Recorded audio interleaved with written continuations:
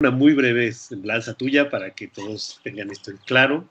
El doctor José Manuel Lucía Mejías hizo sus estudios de doctorado en la Universidad de Alcalá, estudios de filología, y actualmente es catedrático de filología románica en la Universidad Complutense de Madrid. Es vicedecano de Biblioteca, Cultura y Relaciones Institucionales de la Facultad de Filología.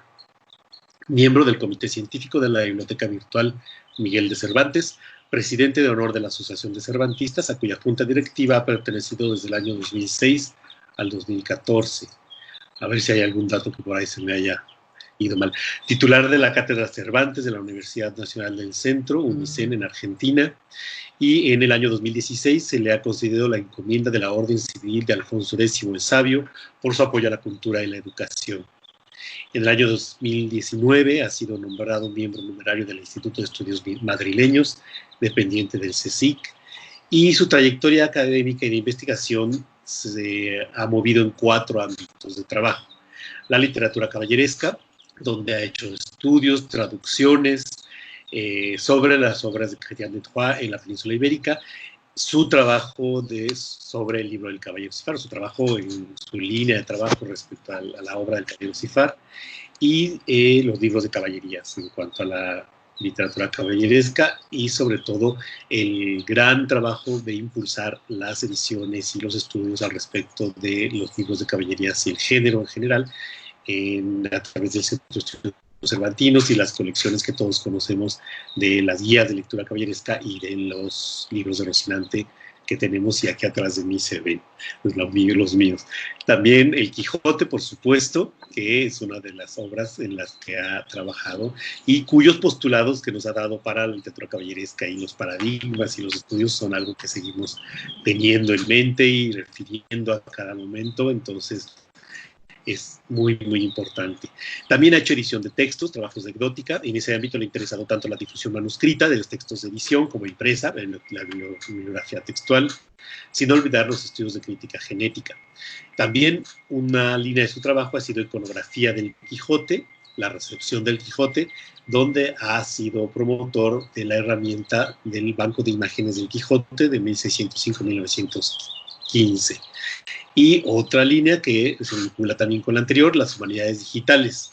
Y es uno de los primeros investigadores españoles que ha destacado en este campo, donde ha aportado decenas de artículos y trabajos y libros en la filología digital.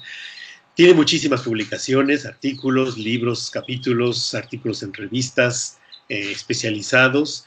Mencionaré solo algunos que han sido clave en, por ejemplo, la imprenta y libros de caballerías, que todos hemos utilizado. Más recientemente, y que se acerca más a al título de la conferencia de hoy, pues sus recientes publicaciones sobre la juventud de Cervantes, la madurez de Cervantes y la plenitud de Cervantes, que aquí los tengo. Pero bueno, ahí está. Pero bueno, el de la plenitud. Ha sido invitado a impartir cursos, seminarios, conferencias pues, por todo el mundo, y ha sido secretario tesorero de la Asociación Hispánica de Literatura Medieval, vocal de la Asociación Española de Bibliografía, y actualmente es presidente de honor de la Asociación de Cervantistas y presidente de la Asociación Hispánica de Literatura Medieval. Y vicepresidente, perdón. Dirige varios proyectos, el de Banco de Imágenes del Quijote, y su labor ha sido pues importantísima también en la difusión de la cultura, con exposiciones de las que ha sido coordinador en la Biblioteca Nacional de España, como para conmemorar los 500 años de la Amadís de Gaula. Además, ha dedicado Cervantes y el Quijote durante los años 2015 y 2016 para las celebraciones correspondientes. Y además mencionar que tiene una producción de creación poética, entre las que podemos mencionar El Prometeo Condenado, Trento, y se llamaban Mahmud y Ayaz, y el Libro de Horas, etc. Y bueno, muchos más que no menciono por no abrumarlos y mejor dejarle tiempo a él que nos hable. Muchas gracias nuevamente, José Manuel, por toda por tu presencia y por todo tu trabajo. Y bienvenido. Hoy nos va a hablar la videoconferencia que se titula Cervantes a la carta. Muchas gracias. Pues muchas gracias, AXA, y muchas gracias a todos por bueno, AXA por la invitación y por el trabajo que estáis haciendo en el seminario, a todos, y a todos por la presencia virtual que nos comunica en Europa, en América, en diferentes lugares, y que, bueno, nos está haciendo también replantearnos en algunas cuestiones cómo difundir o cómo seguir comunicando y difundiendo el saber más allá de ese ámbito presencial en el que nos movíamos y que, bueno, creo que todos coincidimos en que queremos recuperar, que este no sea el ámbito exclusivo ahora de relación, sino que podamos compartir estos momentos que no, al margen, digamos, de la geografía, pero necesitamos geografía, necesitamos abrazarnos, necesitamos vernos, necesitamos poder teneros y tener esa reacción, ¿no?, que también es tan necesaria en este tipo de charlas, ¿no?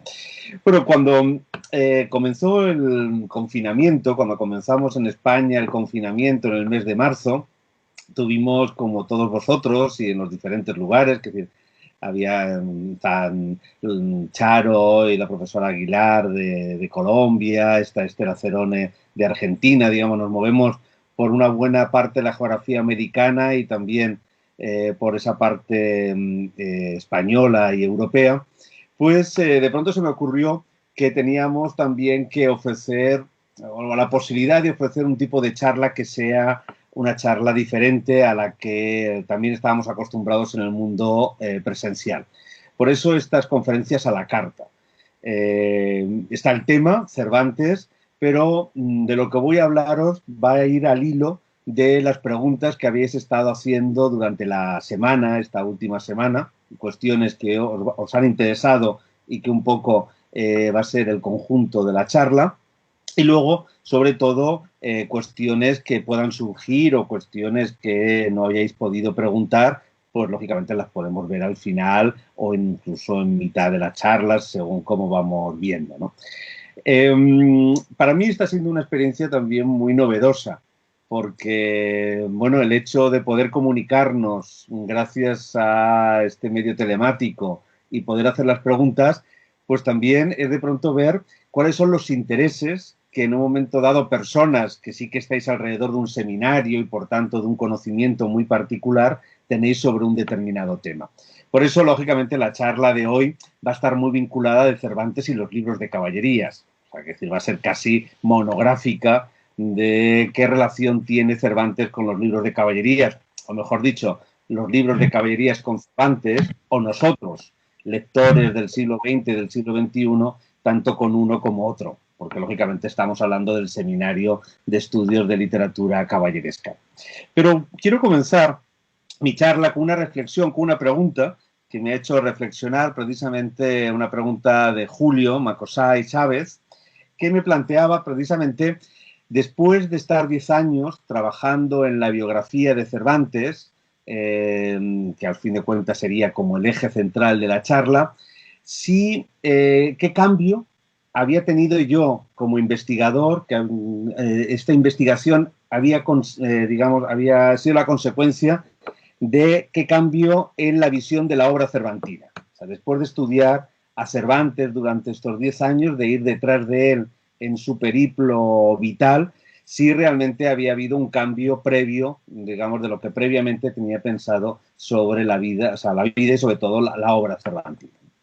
Y en este sentido, esta pregunta me permite precisamente plantear cuál es el elemento de análisis prioritario que se ha tomado a la hora de trabajar a Cervantes o de trabajar a cualquier gran autor de la literatura al que nos acercamos a él en ese ámbito biográfico.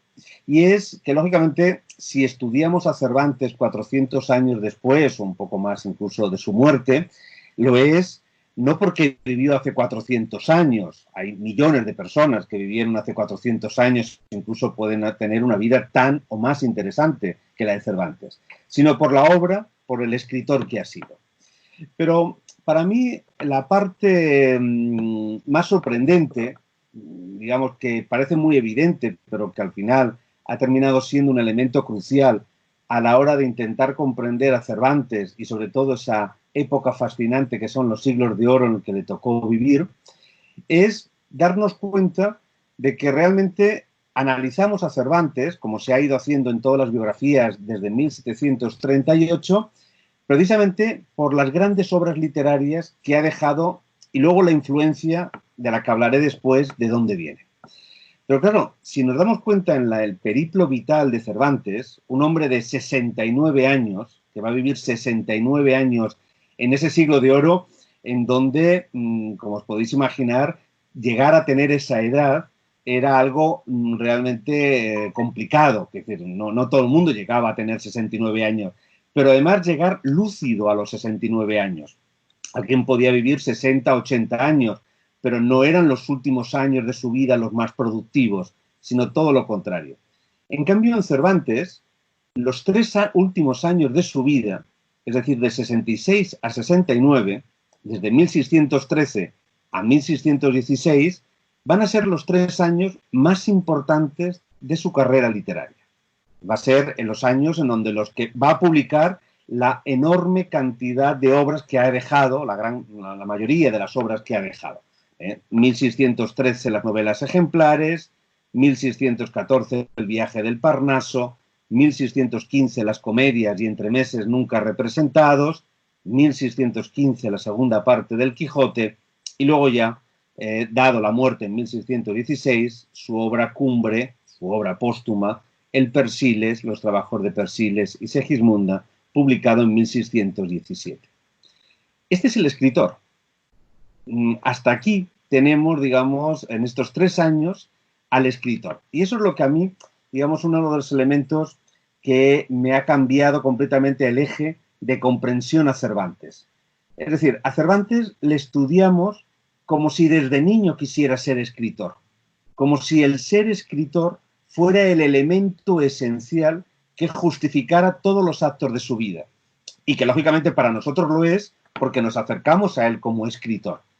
Pero realmente, en Cervantes, como en la mayoría de los escritores de la época, la escritura no existe la posibilidad de una escritura profesional, sino que nos vamos a encontrar con una escritura que podemos llamar instrumental.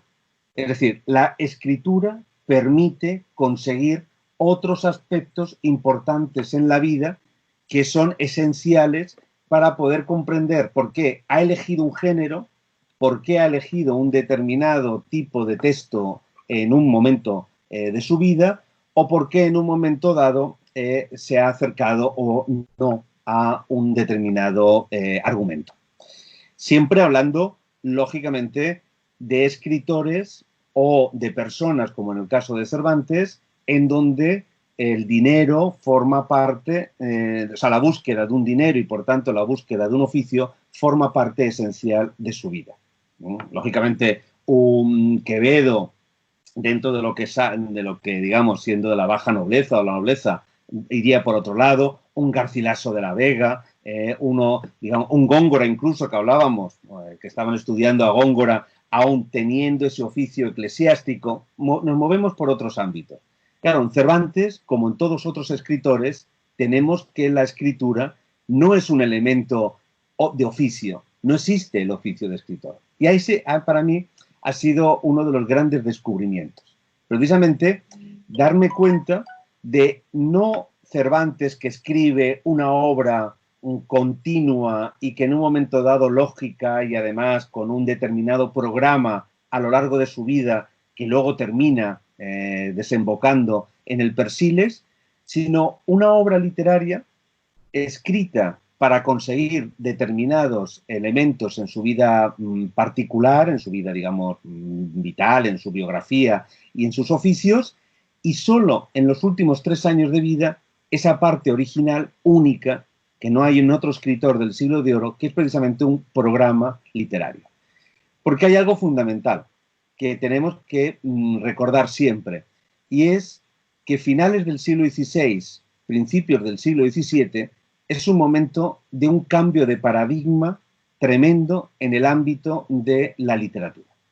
Casi un ámbito de paradigma que no diré que es, diré que es igual, pero sí muy similar al que en un momento dado podemos estar viviendo a finales del siglo XX, principios del siglo XXI. ¿Cuál es el elemento que va a cambiar completamente el paradigma digamos, no solamente de la cultura, sino de la relación del escritor con la escritura. Y eso tiene que ver con los libros de caballerías, tiene que ver con el resto de los géneros, etc. Y, lógicamente, tiene que ver con Cervantes. El cambio fundamental es la creación de las industrias culturales. Es decir, es el momento, finales del XVI, principios del XVII, donde en toda Europa se está viendo la posibilidad de que el escritor pueda vivir del beneficio económico que genera su propia escritura. Es decir, frente al escritor noble, rico, que lógicamente de la escritura hace un elemento necesario para vivir en sociedad, pero que no depende vitalmente de él, o del escritor que tiene un mecenas y por tanto no depende del éxito o no de su obra para poder sobrevivir, sino de estar o no dentro de una casa nobiliaria o agradar o no a ese mecenas, de pronto se abre un tercer elemento. Y ese tercer elemento precisamente es la capacidad de convertir la escritura en un oficio. Y ese es el momento de grandísimo cambio que se va a producir sobre todo gracias al teatro. El teatro va a ser el motor precisamente de ese gran cambio del paradigma del escritor, de el que consigue un beneficio económico directo de la escritura, porque empieza a haber un beneficio directo de la difusión de la literatura. Va a suceder en España, son los corrales de comedias, va a suceder en Inglaterra, es el momento precisamente de Shakespeare y es el momento de las compañías teatrales, y va a suceder en Francia, que será el momento de Molière, será el momento luego ya en el 17. Es decir, es el momento en el que se están generando esas industrias. Y es el momento en el que hay que recuperar la figura del escritor. El escritor como un elemento que no es el artesano, no es aquel que escribe la obra y la obra termina por ser la que tiene éxito o no, sino el escritor que termina siendo una figura en sí misma, que lógicamente hay que reivindicarlo, que habrá que esperar hasta el siglo XVIII, el XIX, y luego será esa reivindicación total, primero con el romanticismo y luego las vanguardias del siglo XX. Pero toda esa idea del escritor como elemento esencial de todo el proceso creativo se está creando ahora, finales del XVI, principios del XVII. Y ahí Cervantes está viviendo en ese momento, ¿no? Entonces, realmente, pensar en la visión de un Cervantes semejante a Lope, o sea, digamos, en este sentido, los dos serían dos modelos perfectamente comparables de lo que alguien como Lope es capaz de aprovechar de ese cambio que se está produciendo. Pensar que entre ellos hay una diferencia de 15 años, o sea, Lope es más joven y Lope va a tener más desarrollo precisamente en ese mundo. Pero es que sobre todo Lope se va a hacer con el negocio del teatro, se va a hacer con el negocio de los corrales de comedias, con el negocio de todos los contratos que tienen que ver con la poesía, es decir, con la capacidad de generar dinero. Pero eso significa también que uno termina siendo, de alguna manera, esclavo de su propio éxito. Es decir, Lope, en un momento dado, va a ser mucho más exitoso en su momento que Cervantes, porque va a poder manejar mejor los hilos de esa industria que se está creando y va a tener el reconocimiento, por un lado, no tanto de quién va a ver el teatro, sino de quién programa el teatro, de esas compañías que, lógicamente, tienen que ver con el poder. O sea, lógicamente, podéis pensar que los corrales de comedias es un lugar esencial, no porque en un momento dado se esté explicando o esté mostrándose una variedad de vida política, sino porque el poder ve claramente que en un momento dado es un lugar específico en donde se puede hacer política de una manera directa defendiendo unos determinados valores. Y Lope va a ser el portavoz de esos valores, va a estar en el centro de la literatura. Claro, estar en el centro de la literatura significa que no puedes experimentar. Si tú eres un autor de bestseller y autor de comedias de un determinado modelo, es lo que todo el mundo está esperando. Tú tienes una fórmula que, lógicamente, en el caso de Lope, además es una fórmula con un genio y, lógicamente, es capaz de hacer cosas maravillosas, pero repitiendo un esquema del que, aunque él quisiera salirse, no podría hacerlo. Y, además, luchando todo el día para que otros no le quiten el centro. Porque, claro, lógicamente, estar en el centro es una posición muy privilegiada, pero es una posición en donde, lógicamente, Lope, además, al final de su vida, va a ver cómo los gongoristas, va a ver cómo Góngora y sus seguidores van a quitarle el cetro del rey de la poesía y su modelo de hacer poesía va a quedar relegado a una marginalidad que no la vivió en vida. Hay una expresión que yo utilizo en la expresión de Lope que me gusta mucho y que, bueno, he utilizado en la biografía, que Lope en un momento dado habla de las musas rameras. Entonces habla en un momento dado de que para él las musas son rameras, son mujeres a las que él tiene que estar continuamente pagando, escribiendo, porque es la única manera de poder sobrevivir con esa ganancia que en un momento dado le dan las obras literarias, ¿no? Entonces, en ese ámbito es donde precisamente nos encontramos con la relación del Quijote con los libros de caballerías. Bueno, me habéis preguntado, por un lado, Damián, Leandro, y por otro lado, el profesor Campos, Axa, por Argel. Ya voy a hablar un poquito de Argel, de esa situación de Argel, para que veáis también cómo a veces tergiversamos toda esa realidad, ¿no?, que vivíamos en el siglo de oro. Bueno, nosotros, si pensamos, por ejemplo, en Argel como una cárcel, como un lugar en donde sería una cárcel del que no se puede salir y que en un momento dado a Cervantes le toca estar 5 años en él, es la idea, por ejemplo, que tiene María Garcés, en donde habla de un trauma, porque entonces estamos en una cárcel, estamos en un lugar que te han quitado la libertad se convierte en un elemento esencial luego en la obra literaria de aquel que ha pasado ese trauma. Si nos movemos en ese ámbito, ¿qué estamos haciendo? Estamos analizando un episodio de hace 400 años con los elementos de análisis de nuestro presente. Porque Argel no es una cárcel, Argel es un negocio. Entonces tenemos que entender que todo lo que tiene que ver con el cautiverio de Argel no es algo que tenga que ver con el deseo de penalizar o de atacar a alguien porque sea de otra religión o porque en un momento dado moleste o porque tenga una determinada tara, etc. No se trata de penalizar como en una cárcel. Se trata simplemente de conseguir dinero. Un negocio. Un negocio que en este caso es trata de personas. No es esclavismo, pero sí que es precisamente secuestro y extorsión. Pero el secuestro y extorsión que no es algo que hacen grupos de alguna manera, bueno, grupos completamente con sus propias leyes o que en un momento dado no se sabe lo que van a hacer. No, es una extorsión económica que lógicamente está llena de reglas que todo el mundo que va por el Mediterráneo, que va a estar expensas o que vive en las costas del Mediterráneo, va y las conoce, todas las personas. Por tanto, si uno es en un momento dado cautivo, ya sabe lo que tiene que hacer, cómo tiene que comportarse, qué es lo que tiene que hacer la familia, etcétera, etcétera.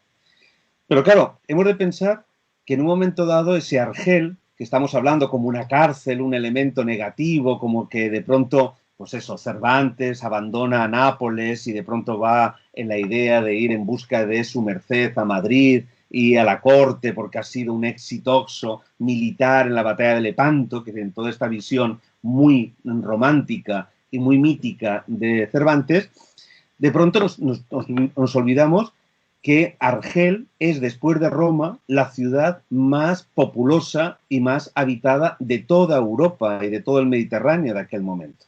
Es decir, estamos hablando de una ciudad de 200.000 habitantes, en donde casi un 70% de esos habitantes son extranjeros. Son o cautivos, que están esperando que les devuelvan o paguen el cautiverio, el rescate, y les devuelvan a sus lugares de toda Europa, incluso no solamente del Mediterráneo, sino también del norte de Europa, o también renegados. Hay muchísimos extranjeros que en un momento dado han visto en Argel lo que no hay en Europa, que es, si Europa es el lugar completamente organizado, en donde no hay ninguna posibilidad de cambio y de transformación, ni social, ni económica, etcétera, Argel es todo lo contrario. Argel, uno puede llegar como esclavo y terminar siendo el bajá, terminar siendo la persona más poderosa del lugar. De tal manera que nos encontramos con unas posibilidades enormes.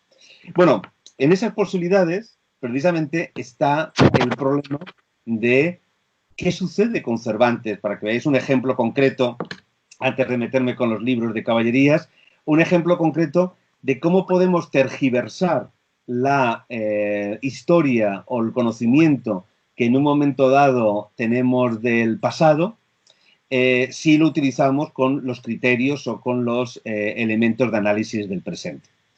Entonces, por resumir un poco para que todo el mundo lo podáis tener presente, en un momento dado Cervantes vuelve de Nápoles después de estar 5 años en su carrera militar que comienza en 1571 en la batalla de Lepanto hasta 1575 y de pronto vuelve a España. A mi modo de ver, vuelve para conseguir una patente de capitán, es decir, vuelve para seguir con su carrera militar. En ese volver de Nápoles a España, de pronto cuando está en las costas de Cadaqués, en Barcelona, en Cataluña, de pronto un barco de corsarios llega y apresa el barco donde está Cervantes. Bueno, en este momento, cuando un barco de corsarios apresa un barco de cristianos o un barco de diferentes personas a los que va a convertir en productos precisamente para hacer el negocio, ¿qué sucede? De pronto hay como una tabla. Según la categoría de esas personas, se le puede pedir un rescate y ese rescate le va a permitir en un momento dado acceder a una serie de beneficios o a otros. Claro, pensar una ciudad de 200.000 habitantes que no tiene economía, no tiene agricultura, no tiene industria. Es decir, que la única forma de sobrevivir de esas 200.000 personas es el secuestro. Entonces, claro, lógicamente llega muchísimo dinero a Argel de todos los secuestros que va haciendo. Ellos hablan que los barcos corsarios salen de pesca por el Mediterráneo y van pescando precisamente personas a las que van a convertir en productos. Pero claro, no se puede comer del dinero que llega de allí. No se puede en un momento dado construir nada. Entonces, ¿qué es lo que sucede? Que el negocio precisamente de Argel es un negocio de ida y vuelta. Ese dinero de los secuestros llega a Argel y ese dinero de Argel llega otra vez a Europa, que se convierte en naranjas, que se convierte en seda, que se convierte en los diferentes productos que necesita.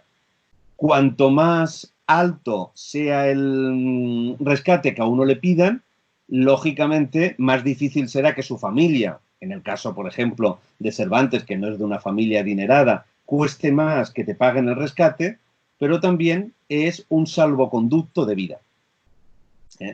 Y lo mismo, si tu rescate es muy pequeño, muy bajo, en un momento dado puede ser muy fácil que te paguen, que pague tu familia o paguen quien sea tu rescate, pero en un momento dado también es verdad que puede ser mucho más rentable dejarte en Argel haciendo de albañil, haciendo de jardinero, haciendo de criado, es decir, de los 1000 oficios que se tienen que hacer, que no pagar ese rescate.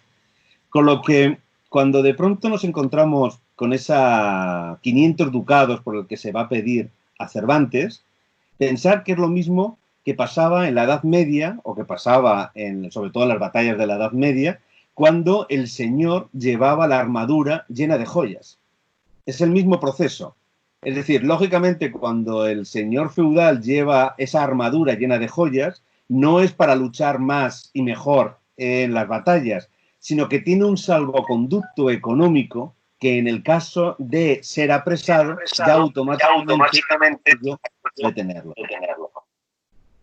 Bueno, entonces, en este caso, el problema es cuando hemos tenido que explicar, o se ha tenido que explicar en las biografías, por qué Cervantes, intentando 4 veces salir y escaparse del cautiverio y, por tanto, acabar con el negocio del secuestro, de pronto no recibió los castigos que en principio pensábamos que estaban acostumbrados o que tenían que recibir aquellas personas que iban detrás, iban en contra de este negocio. Bueno, pues esa es precisamente esa idea de intentar explicar a Cervantes como algo único. ¿Por qué Cervantes no le hicieron lo que le hicieron a otros? ¿Por qué no le emparedaron? ¿Por qué no le mataron a pedradas? ¿Por qué no en un momento dado le cortaron la cabeza? Como a tantos otros cautivos que sí que en un momento dado se lo hicieron cuando intentaron en un momento dado huir y no pagar el rescate. Bueno, todas las explicaciones que se han dado, que si en un momento dado era tan valiente que había dejado sorprendido al Bajá, que se había enamorado en un momento dado a ver, digamos, a un tercero, personas le habían ayudado ante precisamente esa situación. En un momento dado incluso se planteó que el Bajá no se había quedado sorprendido de su valentía, ese gran español, sino de su belleza, y por tanto se había enamorado de él y había mantenido relaciones homosexuales con Cervantes. Todo eso son explicaciones que tienen que ver con esa idea de Cervantes como si fuera algo único en su época. Y precisamente es todo lo contrario. Cervantes es intocable porque cuesta 500 ducados. A nadie en Argel durante aquella época precisamente le mataron o le hicieron cualquier tipo de castigo, más allá de un castigo, bueno, testimonial, dar a lo mejor 200 azotes, pues quien lo recibe no es solamente testimonial, sino que también lo sufría, pero lógicamente no conllevaba en absoluto la posibilidad de la muerte, porque solamente aquellos a los que se emparedaba, aquellos a los que se apedraba, aquellos que les cortaban la cabeza y les hacían todo tipo de sadismos realmente, eran gente que costaba 50, 20, 10 ducados. Eran los jardineros, era la gente albañiles, eran los pobres a los que en un momento dado se les utilizaba precisamente en hacer ese tipo de cosas. Por eso, en un momento dado, esos 5 años de vida en Cervantes va a ser fundamental, pero también va a ser fundamental porque él va a ganarse la vida. Y ese ganarse la vida seguramente sea haciendo una profesión, que es la profesión del paseur, la profesión de ayudar a otros, precisamente a nobles que tuvieran más dinero, a poder salir de allí y luego ganar y pedir esos rescates, o por lo menos una ayuda, o que le pagaran en algo, y sobre todo influencia en la corte, cuando llegaran a Madrid. Entonces estamos hablando ya no de una cárcel en donde Cervantes está escondido en una esquina esperando que pasen esos 5 años anhelando la libertad, sino que estamos hablando de un gran negocio en donde todo está estipulado, en donde todo se conoce, en donde además, en un momento dado, todo puede tener una razón de ser, ¿no? Bueno, eso me lleva precisamente a la mayoría de las preguntas que me habéis hecho y que, digamos, como decía, es la parte de la conferencia, que es precisamente qué relación tiene Cervantes con los libros de caballerías. Y ahí es donde yo voy a plantear mi hipótesis, digamos, no original, pero sí que estoy convencido cada vez más de ella, que, para discutirla y que la podamos ver. Primero, la primera cuestión que tenemos que tener en cuenta es nuestra perspectiva equivocada, que es inevitable porque así han pasado 4 siglos y al final no podemos tener otra, que es hablar del Quijote como si fuera una única obra. Es decir, no podemos hablar del Quijote como si fuera un único libro escrito con Cervantes, con una única pretensión, con un determinado diseño, como si el escritor se pone a escribir. Es decir, estamos hablando de 2 obras diferentes, los 2 Quijotes, el Quijote de 1605 y el Quijote de 1615. De 2 obras que además nacen de circunstancias muy diferentes y con una finalidad muy diferente. Y eso tiene que ver también con la forma física, o sea, el contenido que tiene. Bueno, la primera, para mí cada vez me tengo menos dudas de que la primera parte del Quijote entra dentro de ese grupo de obras de Cervantes que os decía que son obras instrumentales. Es decir, obras que escribe Cervantes, como cualquier autor de la época, para conseguir algo en el momento. Pueden ser instrumentales, por ejemplo, para conseguir prestigio, la Galatea. La Galatea, por ejemplo, es una obra escrita dentro de ese género de los libros de pastores, dentro del conjunto, digamos, de poetas alrededor de Columna, y que además le permite tener un prestigio, pero sobre todo un prestigio que tiene que ver con el deseo de tener un oficio. No hay prestigio solamente como autor, no es la finalidad, sino el prestigio para conseguir otra cosa. Y esa otra cosa seguramente sea por un lado, esa merced o un oficio. Cervantes estuvo desde que era joven queriendo ser secretario, queriendo formar parte de una casa nobiliaria. Y luego cuando volvió precisamente de Argel, lo que os contaba, precisamente la idea de entrar dentro de ese núcleo de funcionarios, de ese engranaje, de esa maquinaria cada vez más compleja de la corte de Felipe II. ¿Cómo comenzar ese engranaje del mundo del funcionario? Precisamente con un puesto en América. Entonces Cervantes, como sabéis, pidió merced y pidió venir a América, o no, ir a América, a donde estáis, quiere decir, entre ellos a Cartagena de Indias o a Soconusco, hoy en día Guatemala, pero en aquel momento dependiente de México. Es decir, pidió 4 puestos muy concretos para ir a América. Bueno, el ir a América no era ningún, no era ir a hacer las Américas, era tener un puesto de 5 años, como mucho, se podía alargar 6, por un problema también luego de nombramientos, y en esos 6 años no era tanto conseguir dinero, sino conseguir luego la posibilidad de volver a otro puesto dentro de la monarquía europea. Entonces era un juego de ida y vuelta. Bueno, Cervantes lo pidió en varias ocasiones, como sabéis, nunca se lo concedieron porque lógicamente no formaba parte ni de la élite que pudiera poder pedirlo, ni tampoco tenía el prestigio o los valedores que en un momento dado le sirviera. Pero en ese sentido estamos hablando de ese 1605, os decía la Galatea, como esa obra anterior, las obras de teatro que él escribe después de 1580, con las que él gana sus buenos ducados y precisamente tiene un cierto éxito en esa incipiente industria cultural de los corrales de comedias, y sobre todo ese 1605 para mí cada vez es más un libro de encargo. Es decir, Francisco de Robles, en un momento dado, un editor que quiere tener un libro de éxito, encarga a un escritor, en este caso a Cervantes, que le haga un Quijote.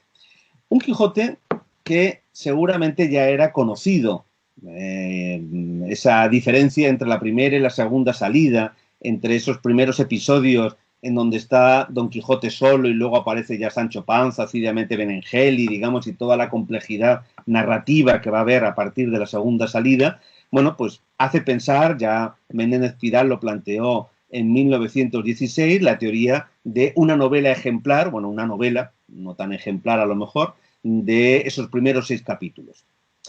Bueno, el Quijote, curiosamente, desde el principio, tuvo mucho éxito. Como libro, como, digamos, tuvo un cierto éxito de bestseller. Pero también es falso pensar que tuvo mucho éxito porque la gente leyó el Quijote. Igual que sería falso en un momento dado llegar a la conclusión de que el Quijote, por haber sido traducido a tantas lenguas y por haber sido impreso y seguir siendo impreso por tantas editoriales, es un libro muy leído.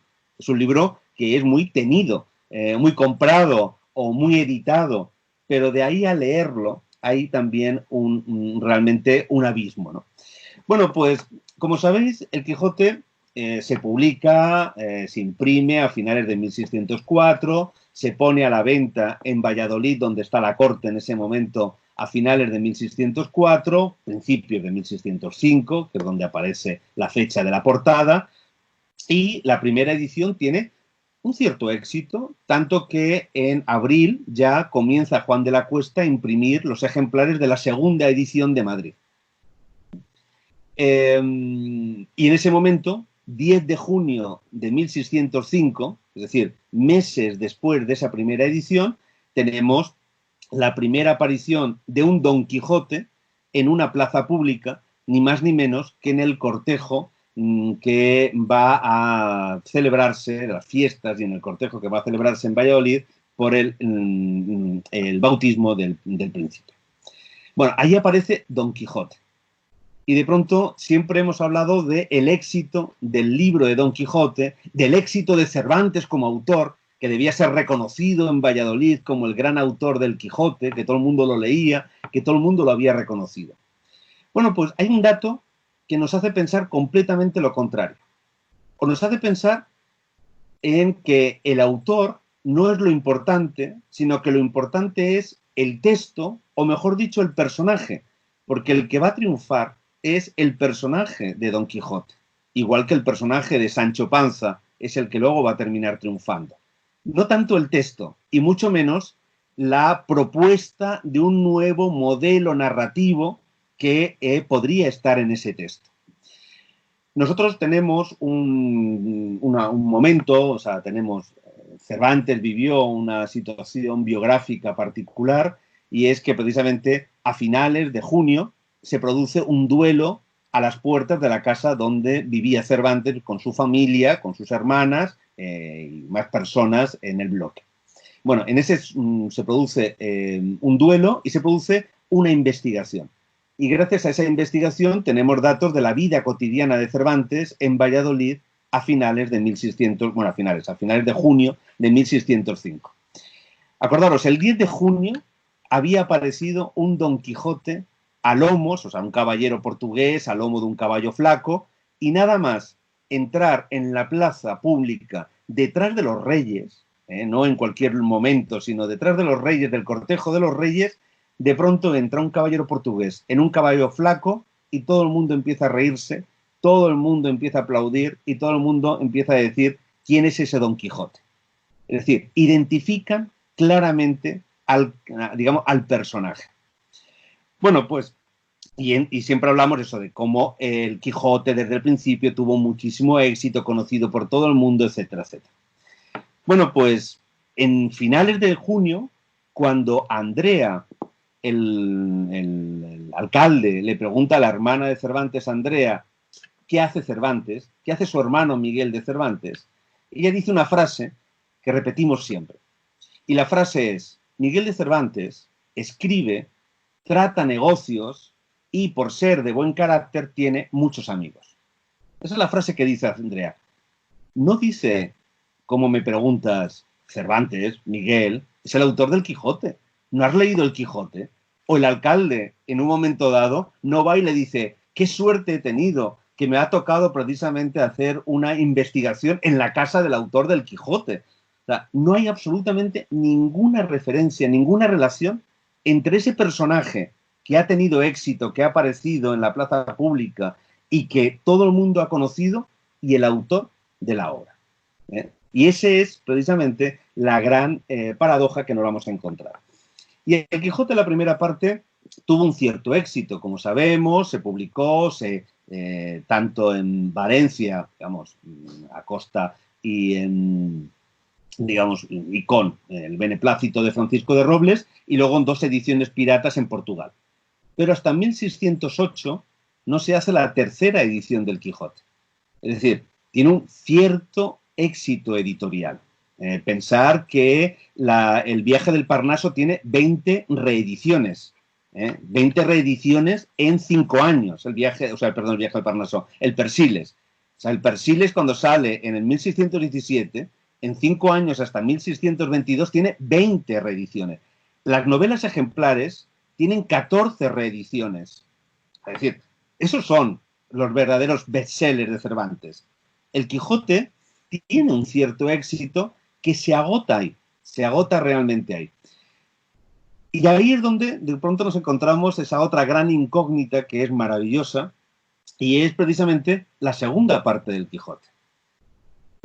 que es toda una historia de aventuras, es una historia realmente que da para una novela. Alguien me preguntaba precisamente qué novela histórica alrededor de Cervantes o de la época podía recomendar, y precisamente hay una que es Ladrones de tinta, de Alfonso Mateo Sagasta, que trata de esta época, precisamente de por qué en un momento dado se escribe la segunda parte del Quijote y quién es Fernández de Avellaneda, Alonso Fernández de Avellaneda, o sea, todo este mundo. Porque ahí es donde precisamente radica la gran diferencia de la segunda parte del Quijote. El Quijote, la segunda parte, el primer, digamos, elemento de análisis o primero de sorpresa que tenemos con la segunda parte del Quijote es ¿por qué no se publica rápidamente después de la primera parte? Porque claro, lógicamente la lógica del bestseller es yo tengo un bestseller y lógicamente lo que hago es antes de que acabe la ola, que lógicamente el bestseller tiene una ola muy rápida de ventas, una curva muy acelerada de ventas, pero lógicamente luego va a caer y va a morir. Bueno, pues antes de que acabe esa curva, yo saco la segunda parte, saco la tercera parte, o incluso alguien saca la segunda o la tercera parte. Vosotros como estudiosos de libros de caballerías, bien sabéis cómo alguien puede continuar una parte sin ningún problema, digamos, no hay esos derechos de autor ni de posesión en un momento dado del texto que podamos tener nosotros.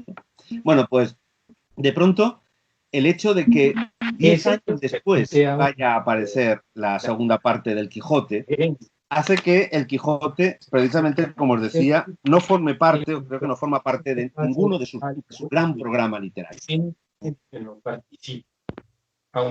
un micrófono por ahí que se nos mete. Bueno, en ese programa literario, imaginaros que os decía, en 1613, con 66 años, Cervantes está jugando contra el tiempo. Tiene 66 años cuando publica las novelas ejemplares. Tiene una edad ya, digamos, muy avanzada para su época y está publicando las novelas ejemplares, pero está haciendo precisamente y trabajando para El viaje del Parnaso, que anuncia. En El viaje del Parnaso anuncia las comedias y allí anuncia El Persiles, que precisamente va a ser la obra literaria que culminaría ese programa literario. Porque si os dais cuenta, ¿qué es lo que hace Cervantes? Cervantes se reivindica como un verdadero autor en todos los géneros de la época. No hay, digamos, no es que él publique, no es que tenga todos los textos en el cajón y los va sacando y los publica rápido porque se muere. No es la idea, porque en un momento dado podría ya olvidarse, o sea, no ha tenido fama, no ha tenido posibilidad de tener algo en la vida, lo dejo. No. Él tiene un programa. ¿Qué es lo que hace? Empieza con 1613, las novelas ejemplares. ¿Qué son las novelas ejemplares? Una verdadera mesa de trucos. Es decir, él expone que él es capaz de escribir en todos los géneros. Él es capaz de escribir en picaresca, él es capaz de escribir en una novela italiana, él es capaz de escribir un tratado y un diálogo humanístico. Pero claro, un diálogo humanístico hecho por perros. Una novela italiana, la Gitanilla, empezar toda esa colección de novelas ejemplares con un personaje que nunca había sido protagonista. Es decir, una novela picaresca, Rinconete y Cortadillo, en la que no pasa nada. O sea, no cuenta nada. O sea, solamente lo que sucede delante de los ojos de los dos pícaros. Es la antinovela en su momento. Todo eso es un despliegue de lo... Y luego, Viaje del Parnaso se reivindica como un poeta alegórico. Él además tiene fama, digamos, nos olvidamos siempre de ese elemento de Cervantes como poeta. Pero es que lo siguiente se va a reivindicar como poeta dramático. Pero es que va a ser uno de los primeros escritores que va a publicar sus obras de teatro. 10 años por delante de Lope. Quiere decir, nadie antes, un escritor, autor, se había dedicado a publicar sus obras. Y él juega precisamente con eso de nunca representadas. Y después de eso, o sea, se reivindica como narrador, se reivindica como poeta alegórico, como poeta dramático, y ¿qué es lo siguiente? Reivindicarse como narrador culto. El Persiles, una novela de aventuras. Es decir, esa que además es el único género, el único elemento de la novela que precisamente permitiría un poco el prestigio. El prestigio no te lo da una picaresca, no te lo da un libro de caballerías, no te lo da precisamente otro género, te lo da esa novela de aventuras. Bueno, en medio de todo eso, en ese programa, en esa lucha contra el tiempo, que aparece el otro misterio. 1614 aparece la segunda parte del Quijote firmada por un tal Alonso Fernández de Avellaneda. No tiene ninguna lógica. ¿Qué hace un autor 9 años después publicando la segunda parte de una obra que ya nadie lee, que ya nadie espera? Y, digamos, para nosotros, la segunda parte del Quijote es lo que estamos esperando. Nadie en aquella época estaba esperando eso. No acabó con los libros de caballerías. Es decir, los libros de caballerías, como sabéis, se siguieron escribiendo siguiendo el modelo de género precisamente que teníamos del siglo XVI hasta 1623, 1630, es decir, años después de publicado el Quijote. Entonces, hay un elemento, y sobre todo hay un elemento que tiene que ver con la persona, que no sabemos qué es lo que hace, que Cervantes en un momento dado abandona su programa literario, aquello que le hace único y que precisamente al final ha terminado por hacerle tan único, para terminar su segunda parte del Quijote. Es decir, cuando preguntaba, por ejemplo, Mariana Guevara, le preguntaba, bueno, cuál es, digamos, si es una afrenta contra Cervantes, el Quijote apócrifo. Bueno, seguramente hay muchísimo de lucha personal, de afrenta personal, seguramente. Pero lo que es cierto es que sin el Quijote apócrifo, sin este texto de 1614, no tendríamos el Quijote de Cervantes de 1615. Y ese es, sin duda, el libro que está fuera de la centralidad literaria de Cervantes, ese programa literario de reivindicarse como narrador, como poeta dramático, como poeta alegórico, como narrador culto, se queda fuera de ese programa, está en los márgenes, porque de pronto es como una contestación de su vida. Y ahí de pronto va a ser las mayores genialidades. Porque claro, si la primera parte del Quijote, si la primera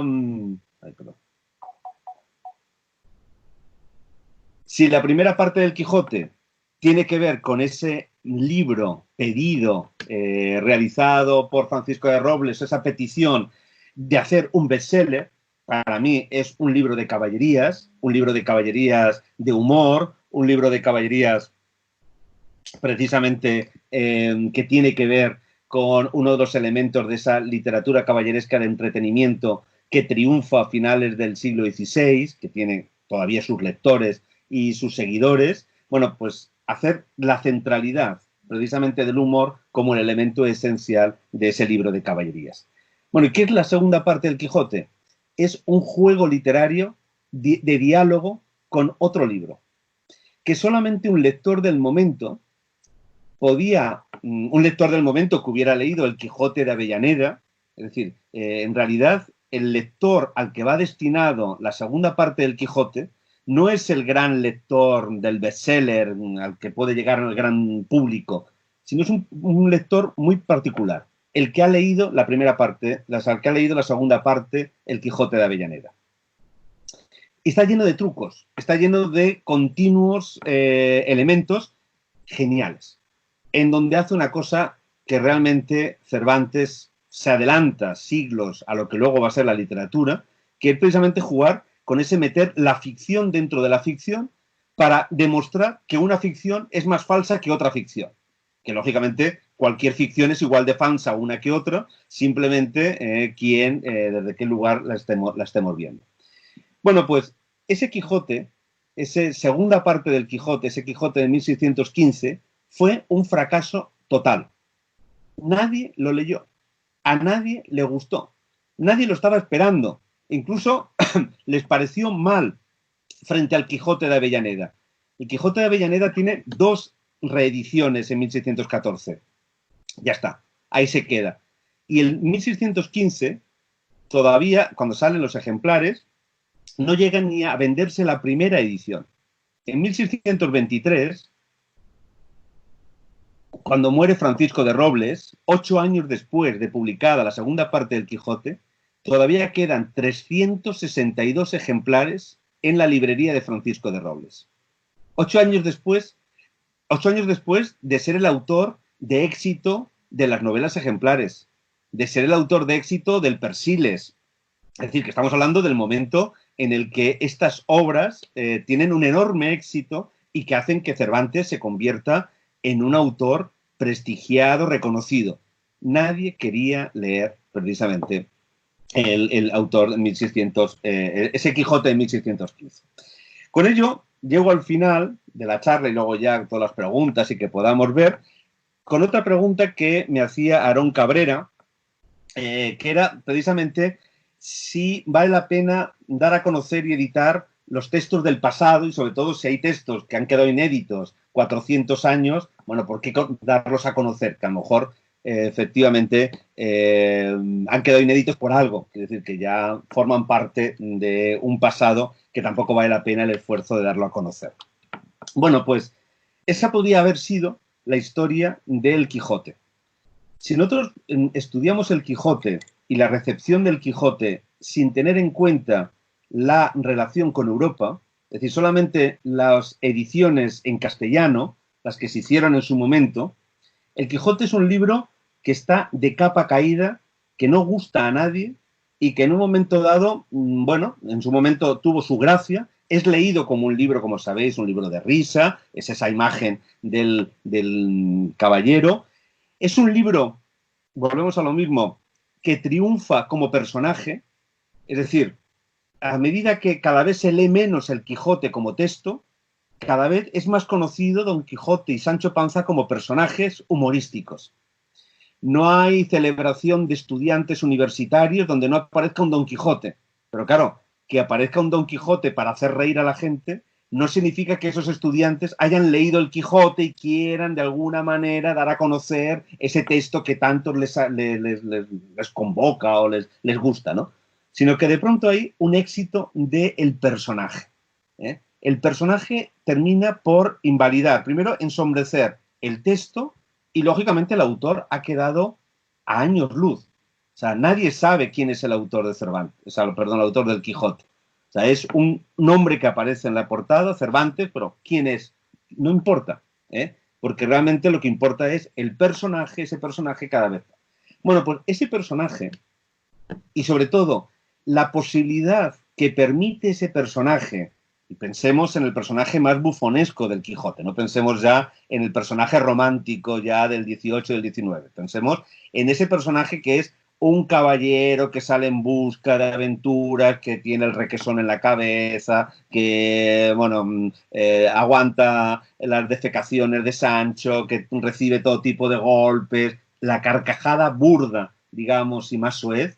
Bueno, ese caballero es un verdadero mecanismo de lucha ideológica y sobre todo propagandística de las naciones europeas contra la monarquía hispánica.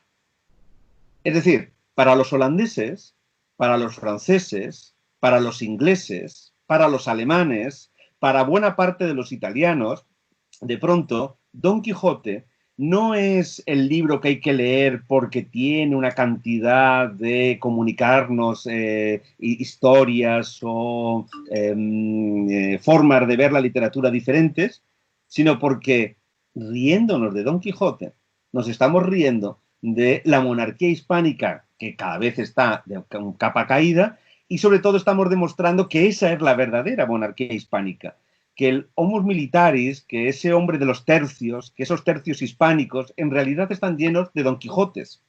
Es decir, de seres ridículos, a los que nos podemos reír porque los vamos a vencer. Y entonces tendríamos realmente una literatura, un texto completamente marginal, siendo un texto como es el Quijote, que, ¿qué sucede? Que en un momento dado, a principios del siglo XVIII, unos autores ingleses que están buscando un nuevo modelo narrativo de cómo reconvertir la narrativa en algo que sea útil para la sociedad, que sea un género que esté más allá de simplemente contar historias y de entretener, de pronto ven en el Quijote un modelo y lo rescatan. Pero ya no lo rescatan como simplemente un modelo de risa, sino como un modelo de sátira. Es decir, algo que nos produce risa, pero que automáticamente nos obliga a pensar cuál es la causa de esa risa. Y la causa de esa risa es algo que queremos criticar y que queremos destruir, que queremos que en un momento dado no aparezca más en nuestra sociedad. De ahí que al ser ya una sátira moral, es necesario reivindicar también al autor. Y serán los ingleses a principios del siglo XVIII los que empezarán a escribir a la manera de Miguel de Cervantes, autor del Quijote. Y de pronto Miguel de Cervantes dejará de ser simplemente ese nombre para convertirse en un referente.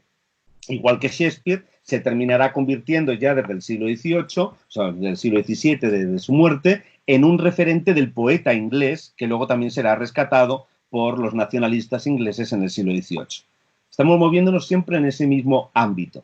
Bueno, pues a partir de ahí es cuando nos vamos a encontrar con esa reivindicación del texto de Don Quijote y la posibilidad, en un momento dado, de convertirlo en el modelo de un tercer paradigma caballeresco. Si tenemos el paradigma idealista de la Amadís de Gaula, si tenemos el paradigma de los libros de entretenimiento desde mediados del XVI, empezando por el espejo de príncipes y caballeros, y luego, digamos, todo el Belianís y todas las obras que triunfan a finales del XVI, de pronto el Quijote va a crear un tercer modelo caballeresco, que en un momento le hemos llamado novela moderna. ¿Cuál ha sido una de las consecuencias, digamos, daño colateral de ese triunfo del Quijote en Inglaterra a partir del siglo XVIII, creando este modelo narrativo que en donde precisamente se está jugando en romper los límites entre la ficción y la realidad, etcétera, etcétera? Que precisamente había que convertir el Quijote en una obra única. El Quijote no podía estar dentro de un género. El Quijote no podía ser un libro más dentro de otros, sino que el Quijote tenía que ser un libro que inauguraba algo nuevo porque era completamente diferente a todo lo que hasta ese momento había existido. Por eso, precisamente, ¿qué es lo que van a hacer todos los críticos desde el siglo XVIII cuando ya el Quijote se convierta en un libro canónico, un libro que ya forma parte del canon y sobre todo forma parte de la base de la nueva forma de entender la narrativa? Precisamente desligarlo de los libros de caballerías. Por eso, curiosamente, los libros de caballerías a partir del siglo XVIII han sido recuperados, vistos, comprados. No hay coleccionista del Quijote del siglo XIX, a partir del XIX, que no coleccione Quijote, sino quiera tener también la biblioteca que tenía Alonso Quijano y, por tanto, tener también sus libros de caballerías. Pero todos ellos, comenzando por Clemenceau, uno de los que más han leído libros de caballerías en su época y en casi en toda la historia, porque casi se los leyó todos, pero los leía con asco. Lo leía como un género precisamente despreciable, en donde cada desprecio a los libros de caballerías era una demostración de la genialidad de ese nuevo modelo narrativo, de esa nueva forma de entender la literatura que ofrecía Cervantes. Por eso, de pronto nos hemos encontrado desde el siglo XVIII una lucha, digamos, una situación en donde los libros de caballerías, que tienen más de 90 títulos, que ya conocéis, desde finales del siglo XV hasta los años 40, 50 del siglo XVII, que si ya nos movemos en el ámbito portugués, inglés o italiano o holandés, llegamos hasta finales del siglo XVII con nuevos textos. Bueno, todo eso se ha quedado en esa expresión tremenda que muestra, por un lado, una determinada visión de los libros de caballerías que hoy en día ya hemos superado, pero que todavía hay gente que repite, que todos son una misma cosa. Esa expresión que en un momento aparece y que dice el canónigo de Toledo, de donde todos son una misma cosa. Leído uno, leído todo. Y me leo el Amadís, ya no tengo que leerme ninguno más. Entonces, bueno, ha sido toda una lucha.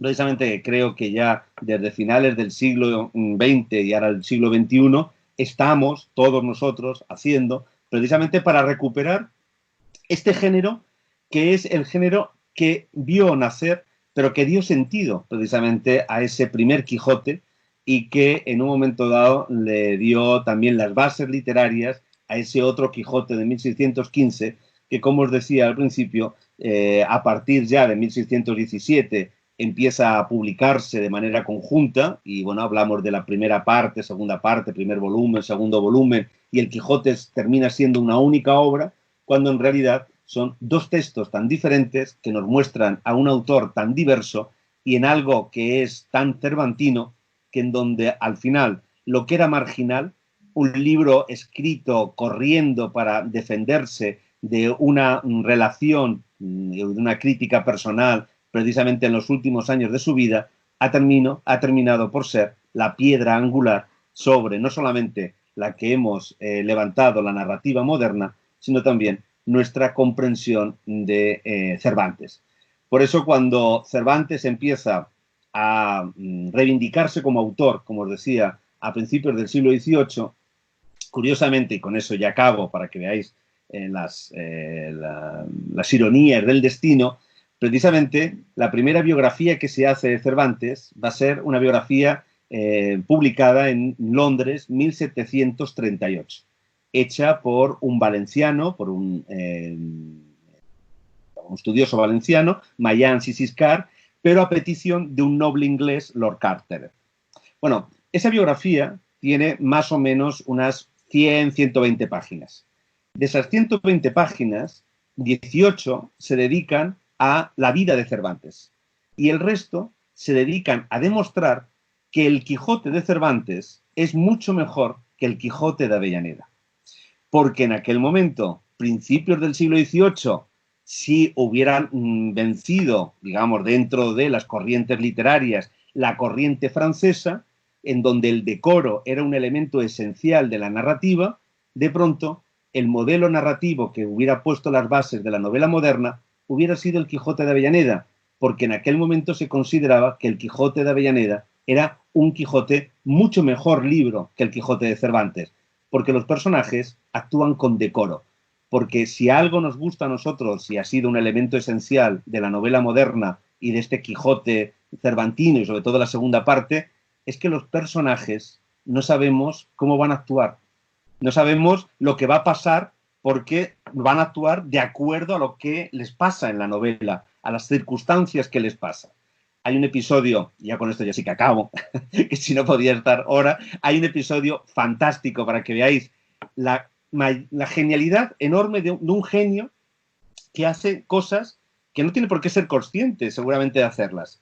Pero en un momento dado, como sabéis, en la segunda parte del Quijote, cuando Don Quijote lee, ojea y oye y escucha que se ha publicado el Quijote de Avellaneda, en esos dos caballeros que están en la venta en la habitación de al lado, él ojea el libro y en un momento dado, el que va camino de Zaragoza a las justas, porque así se había dicho al final de la primera parte y así estaba escrito en los anales de la Mancha, de pronto él como personaje, no el narrador, no el autor, sino él como personaje de pronto dice, yo voy a demostrar que soy el verdadero Don Quijote.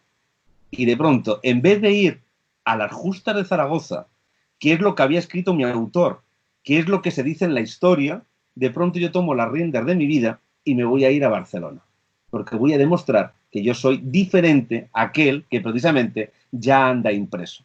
Bueno, eso, que lógicamente es un juego narrativo con los lectores del momento, como podéis imaginar, es un cambio narrativo realmente impresionante que hoy todavía, siglos después, nos sigue impresionando como alguien de la genialidad de Cervantes pudo hacer eso en un libro que además dejaba correr su pluma para poder escribirlo. Así que bueno, son muchas las preguntas concretas que han quedado sin contestar, que podemos, si alguna de ellas os interesa, podemos ahora plantear, pero sobre todo lo que me interesaba era esta idea de conjunto en donde de pronto como la obra literaria se inserta dentro de una vida, pero hay que también entender las circunstancias de esa vida para poder también sacarle el máximo provecho de los contenidos o de los datos que podemos tener de esas obras literarias. No significa que una obra literaria se explique solamente con la vida de un autor. O sea, no iría jamás en esa línea. Pero también creo que ha sido muy nefasto para los estudios de literatura esa idea de que las obras literarias existen al margen de los autores y de las circunstancias en las que se creó no tanto el autor, sino también el lector al que va destinado, o las circunstancias que en un momento dado han hecho su creación. Todo eso en conjunto es lo que nos permite acercarnos un poquito mejor, o por lo menos intentarlo, a lo que pasó en el pasado para poder sacar el máximo provecho a esos textos en el presente. Pues muchas gracias.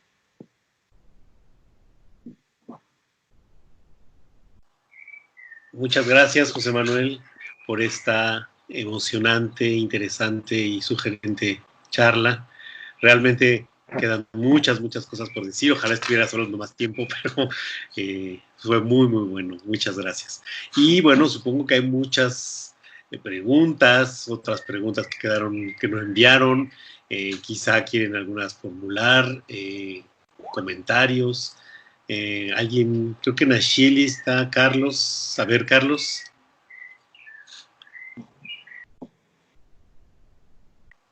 Sí, Carlos. Daniel, que está antes. Sí, Daniel antes está Daniel Gutiérrez Trápaga, luego Carlos y Daniel. Hola, José Manuel, ¿me escuchan? Sí, perfecto. Muchísimas gracias por la charla, por poner tantos puntos sobre las sillas de manera magistral. Y bueno, mi pregunta va en el sentido de algunas cosas que señalabas al final, sobre todo de la relación del cervantismo con los libros de caballerías, donde quizás lo único que no comparto, tu optimismo, porque llevamos 4 décadas de una cantidad de trabajos, ediciones de libros de caballerías, etcétera, en buena medida gracias al trabajo que has hecho, pero yo tengo la impresión, y no es solo una impresión, ¿no? Hay que revisar todavía las historias de la literatura más recientes, todavía hay una resistencia enorme a reconocer el lugar de los libros de caballerías y a reconocer que quizás Cervantes no inventó todo, porque a veces sí el cervantismo llega a extremos, que algunos que ya señalaste, de casi lo único que falta decir es que Cervantes inventó el español a veces, ¿no? Entonces, y muchas veces no es desdoro para Cervantes, sino es hasta más enriquecedor conocer todos estos juegos que ya hay en libros de caballerías que Cervantes, como nos dices, pues los rehace, les da un nuevo tono, en fin, la mano genial no deja de estar, pero este énfasis en que todo tiene que ser original y Cervantes tiene que ser el primero en todo, a mí me causa todavía conflicto de cómo lograr que, pues, sí, se lea un poco más en el cervantismo más allá de la Madice. Pues sí. El problema de que también hay todo un proceso, gracias Daniel por la pregunta, que hay todo un proceso también que va cambiando con el cervantismo, no solamente es con los libros de caballerías. O sea, el problema que ha tenido el cervantismo desde el 19 es que ha creado en Cervantes una isla literaria en donde realmente el cervantista podía saberse de memoria los libros escritos por Cervantes y no haber leído nada de la literatura de la época, digamos, haberle convertido verdaderamente en lo que querían, que era un ser excepcional, único, como si estuviera en una torre de marfil y no viviera en absolutamente nada que ver con su época, ¿no? Entonces es verdad que hay todo un proceso ahora, sobre todo con las generaciones más jóvenes, de poder también eso, trabajar y analizar y ver un poco también esos otros textos y la influencia mutua, o sea, porque lógicamente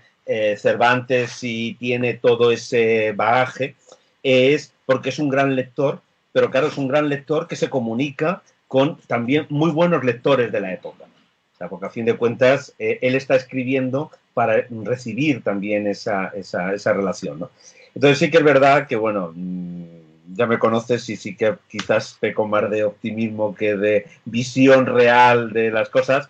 En el caso concreto de los libros de caballerías, yo ya he empezado a decir las cosas, digamos, con educación, pero como tal y como son, y es que en muchos casos nuestros compañeros demuestran una pereza intelectual enorme.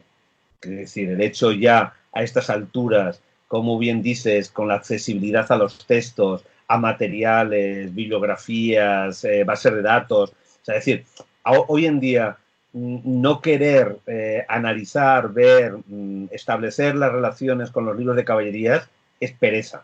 O sea, es pereza y falta de profesionalidad. O sea, lo demás ya no tiene ninguna excusa, ¿no? Y lamentablemente, bueno, cuando se le pide a gente que haga historias de la literatura, ya suelen ser gente de bastante edad y de costumbres muy arraigadas y difícilmente cambiables, ¿no? Pero bueno, nos tocará a nosotros hacer las historias de la literatura para el futuro y espero que ahí sí que ya demos el do de pecho, pero sí, comparto, digamos, esa necesidad de un cervantismo mucho más moderno en donde Cervantes forme parte de una época que es una época fascinante, o sea, que como dices, no es un desdoro para nada pensar en sus relaciones, influencias, etcétera, ¿no?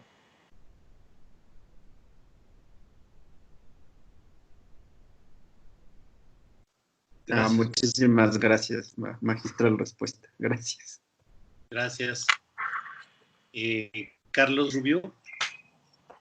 Sí, bueno, felicitaciones, José Manuel, como siempre, aunque creo que más bien nos tenemos que felicitar nosotros por haberte tenido hoy en el cierre del seminario. Y bueno, dos cosas, dos preguntas. Un poco, ahora que trabajaste en la biografía intensamente, ¿hay algunos documentos nuevos que dijéramos contribuyan a cambiar un poco la imagen que se tenía de Cervantes? No solamente la perspectiva que evidentemente pues tú como autor del siglo XX-XXI pues ya no es la romántica inglesa ni esta del Cervantes Lego que se tuvo mucho tiempo, sino los documentos realmente nos cambian una visión muy, muy fuerte al descubrimiento de algún nuevo documento, o son simple y sencillamente un llenado de huecos. Bueno, pues realmente es eso, es decir, no hay ningún documento nuevo que nos haya, nos permita, ¿no? Digamos, en ese plantear grandes cambios, ¿no? O sea, el gran documento que para mí es la búsqueda y lo que me encantaría culminar ya sería el testamento. O sea, ese sí que sería un documento en donde realmente ahí tendríamos unos datos, por ejemplo, qué libros tenía. O sea, podríamos saber los libros realmente que tenía en su casa. Cuando, si tenían libros suyos, qué autores tenía, o si tenía alguno, que a lo mejor en un momento dado nos llevamos la sorpresa de que no tenía libros, no, por lo menos no en la cantidad que a lo mejor podemos pensar, ¿no? Además de los bienes, etcétera, etcétera, ¿no? Sí, lo que sí que hay un cambio y es darle el valor histórico que en un momento dado los documentos tienen. Eso sí que ha sido un gran cambio, ¿no? Por ejemplo, os contaba toda la parte de Argel. Bueno, nosotros en Argel conocemos, o sea, siempre la pregunta que yo me hacía era, Cervantes es un ser anónimo, o sea, lógicamente, hasta 1613 no va a ser nadie, que decir, esta última parte de su vida. Y de pronto, en la etapa de Argel, esos 5 años, tenemos hasta detalles de su día a día. ¿Qué es lo que hacía cada día? Bueno, pues ese hacer cada día procede de un documento que es una información, que es la conocida como información de Argel, que se ha tomado desde que se descubrió en el siglo XIX como si fuera un documento histórico, como si fuera realmente lo que dice es lo que pasó de verdad, ¿no? Bueno, hoy en día sabemos que esa información de Argel es un documento hecho por el propio Cervantes, que pide a unos amigos que lógicamente respondan a una serie de preguntas. Bueno, pues lógicamente si nosotros convocamos a unos amigos a que respondan a una serie de preguntas es para que hagan nuestro, digamos, panegírico, que nos muestren a los demás de la mejor manera. No vamos a pensar que en un momento dado van a decir, o incluso le podemos decir lo que tienen que responder, ¿no? En un momento dado, porque no es un juicio, sino que es precisamente ese elemento. Entonces, todo ese darle una vuelta en un momento dado es lo que nos ha permitido, ¿no? o, por ejemplo, conocer cómo era Soconusco. O sea, esa idea de América que no pudo venir y entonces, bueno, pues en un momento dado el pobre siempre se quedó con esa idea. Bueno, pues cómo era, porque tenemos las crónicas de quién fue realmente el gobernador, cómo se encontró la tierra tan pobre que era, las dificultades para conseguir los impuestos, todo eso, pero como bien dices, nos sirven para rellenar huecos, no para realmente ofrecer una imagen que sí que más tiene que ver con una perspectiva, ¿no? Más que con una documentación nueva. Y, a ver, otra segunda cosa. ¿Cómo ves tú ahora esta suerte como de nueva eclosión de rescatar estas obras atribuidas a Cervantes? Y lo digo claramente por se ha vuelto a poner en circulación la tía fingida y ahora la conquista de Jerusalén. ¿Tú cómo ves esto?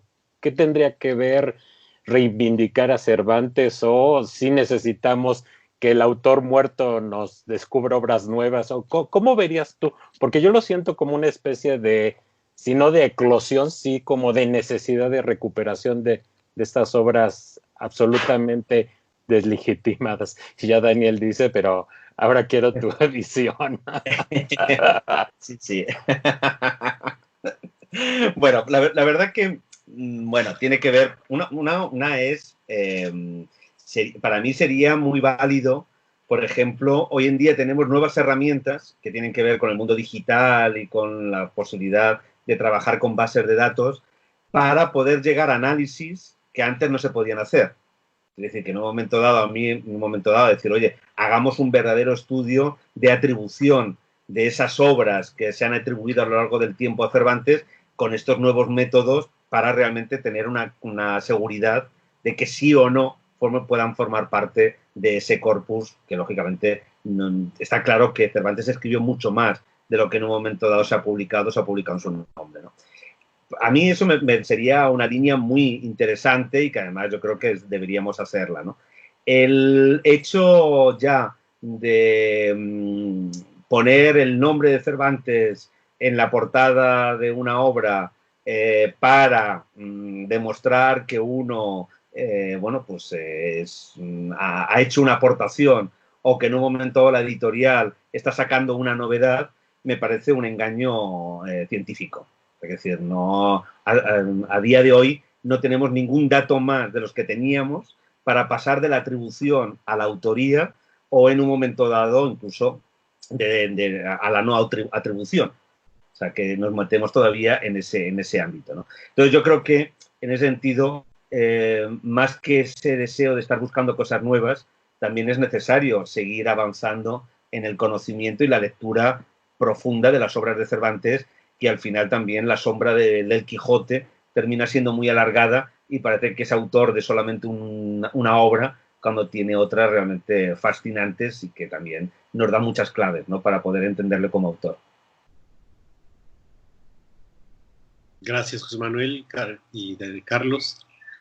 ¿Alguien más? Oye, José Manuel, respecto a esto que estabas acabando de decir ahorita, ¿se están haciendo estudios de estilometría como lo que, por ejemplo, hizo Stefano Bazzacco para esto en su ponencia de Barcelona? O bueno, y otros trabajos, por supuesto, pero al respecto de esto, ¿o no? ¿O sí hay? Sí, bueno, realmente en la escuela de Valladolid, sobre todo Javier Blasco, es el que está trabajando más precisamente en esta línea, ¿no? Y esperemos que sí, que en los próximos años o próximos meses, digamos, podamos tener resultados siempre con lo que también conlleva el trabajar con esta metodología, ¿no? Que también llega un punto en el que no se puede tampoco avanzar más, ¿no? Pero sí que se está, sobre todo en Valladolid, haciendo este tipo de trabajos. Sí. Okay. Bien, ¿alguien más tiene otra pregunta o dudas, comentarios de las que hayan quedado pendientes? Creo que estaba Maribel Ayala.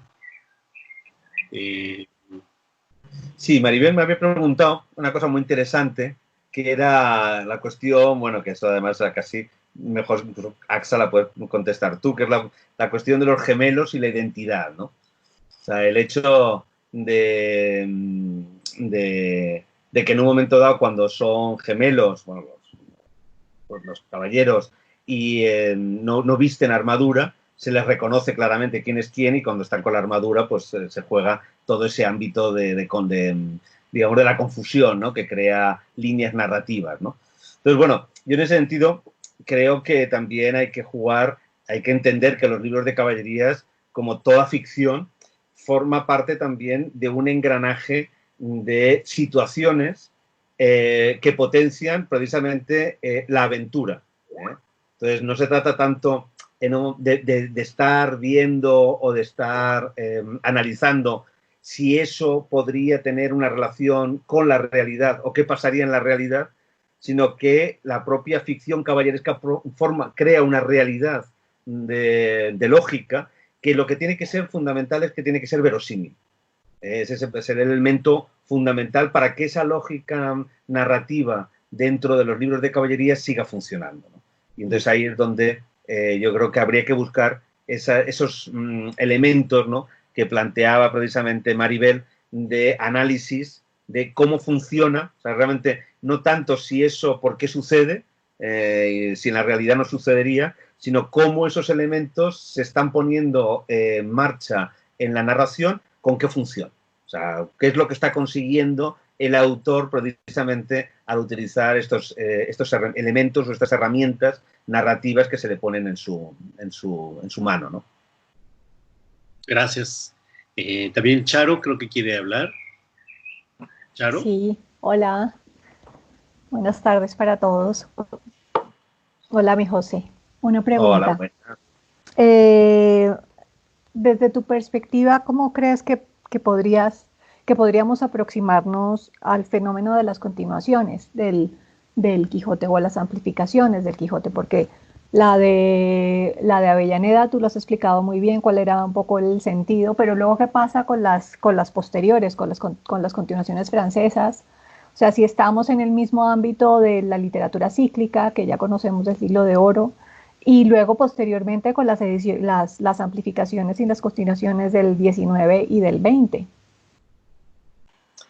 Bueno, realmente son casi mundos literarios, voy a decir, no paralelos, pero sí consecutivos, ¿no? O sea, por un lado, es muy curioso todo el mundo, digamos, todo lo que son las recreaciones, continuaciones del propio texto, o en un momento dado de partes, ¿no?, de episodios que se producen en el mismo siglo XVII. Entonces, ahí hay todo realmente un paradigma de comicidad en esa propuesta del Quijote como un texto cómico en donde el humor se coloca en el centro, que tiene un éxito y que va a tener una continuidad, bueno, pues no solamente en lo que es la literatura, sino también en el ballet, en el teatro, en diferentes géneros, ¿no? Entonces, ahí nos permite, en un momento dado, ver toda esa evolución. Claro, cuando ya el Quijote en el 18 empieza a ser ese libro canónico, ahí es donde las continuaciones van a tener unas implicaciones de contenido y de difusión de una serie de ideas muy diferentes en diferentes espacios, en diferentes ciudades, bueno, geografías, en diferentes épocas. Entonces, ahí es donde se crea, o sea, si hablamos de que el Amadís, digamos, el Amadís medieval, reelaborado por Montalvo a finales del siglo XV, llega a crear un género como el de los libros de caballerías, que lógicamente es tan amplio y diverso en su propia evolución.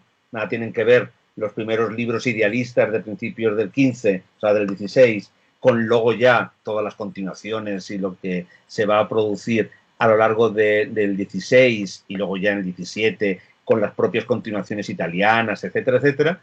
Lo mismo podemos pensar en ese paradigma del Quijote, que como un nuevo Amadís de Gaula, en este caso renacentista, se reescribe y termina creando un nuevo género al que le hemos llamado novela, la novela moderna, ¿no? Pero muchos en ese caso, esas continuaciones, recreaciones que ya conforman un corpus mucho más cerrado, ¿no?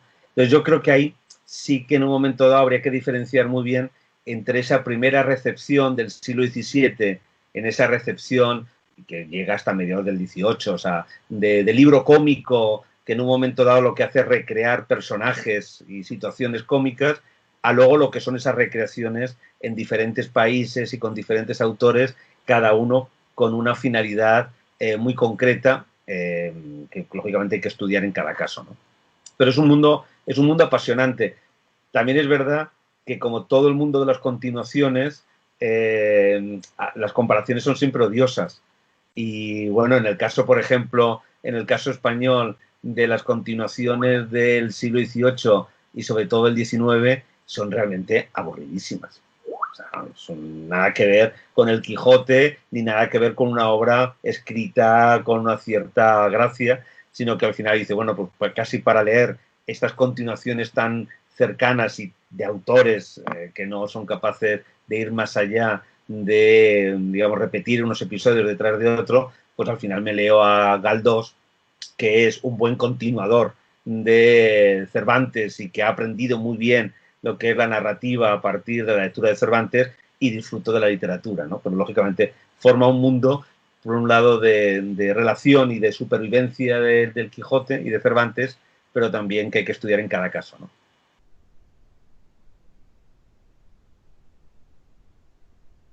Gracias, José Manuel y Charo. Hay una pregunta más de Gabriela Martín. Gabriela.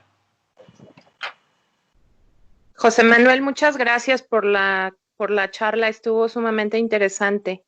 Yo quería preguntarte ¿qué hubiera pensado Cervantes de esa categorización de su trabajo como una obra satírica? ¿Te parece que él hubiese estado de acuerdo con la percepción de los escritores del siglo XVIII?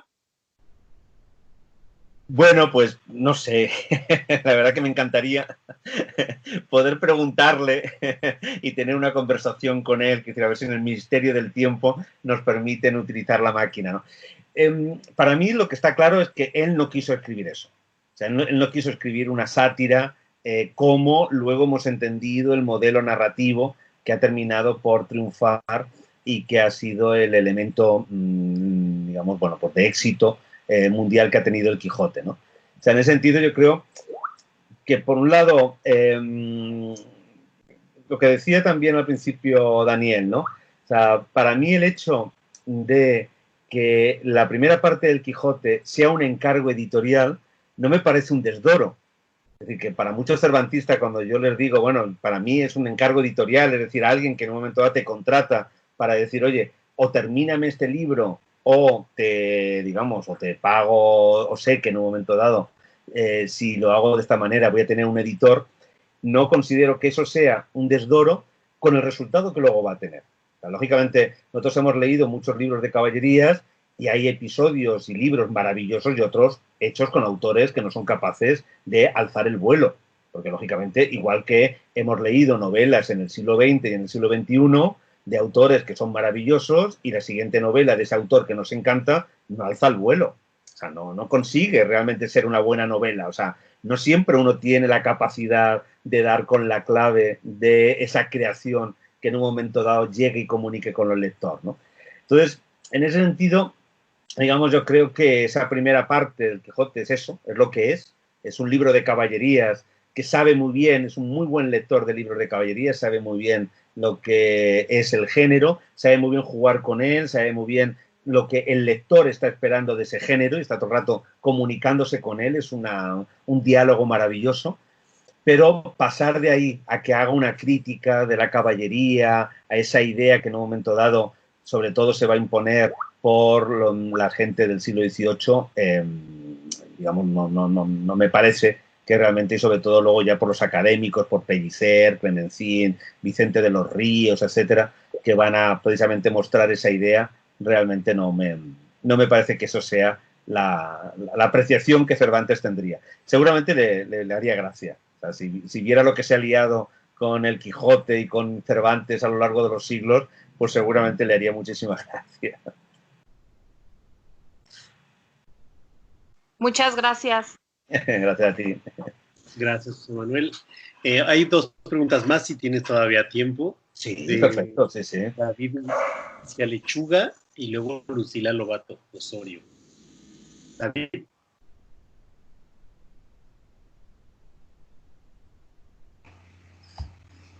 Ya. Bueno, muchas gracias por esta charla que me ha parecido impresionante y bueno, me he quedado pensando en esta lectura que ha hecho de la recepción del Quijote, del Quijote en Europa en el siglo XVII, cómo se lo interpreta a partir de este es el enemigo, y cree que, más bien, ¿cómo podríamos entender esta recreación que hace Shakespeare del episodio de Cardenio dentro de esta propuesta? Bueno, en ese caso entraría dentro de, como preguntaba la profesora Aguilar, dentro de esas continuaciones, o sea, dentro de las continuaciones que se producen justo en ese primer éxito, va a haber, por un lado, las continuaciones humorísticas, en donde, bueno, pues el personaje da pie a todo ese humor, y luego las continuaciones pastoriles. No nos podemos olvidar que lo pastoril es algo que, digamos, un género que va a tener muchísimo más recorrido literario en Europa que lo que va a tener en España. Entonces, incluso cuando hablan de Cervantes en Francia, hablan del autor de la Galatea, no hablan del autor del Quijote. O sea, es la Galatea realmente la obra que en un momento dado le convierte en un autor reconocido, ¿no? Entonces, entraría dentro ese Cardenio, posible Cardenio de Shakespeare y de Fletcher, dentro de esas obras pastoriles, dentro de ese teatro precisamente que os decía, que se convierte en una industria y que está empezando a generar esos beneficios, que está también mirando mucho a esos movimientos europeos, ¿no? Ese mundo europeo. Hay que pensar que nosotros tenemos la idea de Shakespeare como el autor teatral, el poeta inglés, pero claro, ese también es una creación ideológica que se va a hacer en el siglo XVIII, precisamente por los los nacionalistas ingleses, que van a decir, estamos hartos de que en las tablas inglesas solamente haya traducciones o obras francesas. Y entonces, de pronto, una de las cosas que van a hacer va a ser reivindicar a Shakespeare como el gran autor inglés, como la demostración de que, lógicamente, Inglaterra tiene un teatro digno y unos autores dignos que no tienen que imitar a los franceses. Entonces, también, digamos, es también un proceso, ¿no?, de creación de un mito que, bueno, pues se va a consolidar justamente también en estos momentos. Muchas gracias. Gracias a ti. Lucila Lobato Osorio. Gracias, Axa. Muchísimas gracias, José Manuel, por esta plática. Y me encantó, me inspiró muchísimo tu reivindicación de este estudio de los contextos de los autores y también de la vida de los autores como para enriquecer a la obra misma, ¿no?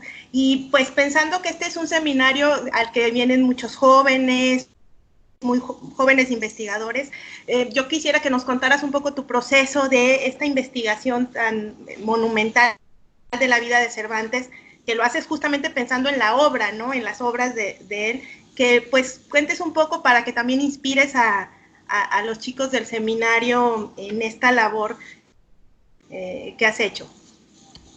Muy bien, bueno, pues nos daría para otro seminario, precisamente, pero hay una cosa, por ejemplo, esta es una obra que, bueno, son más de 10 años que llevo detrás de ella al final, pero también es un encargo editorial.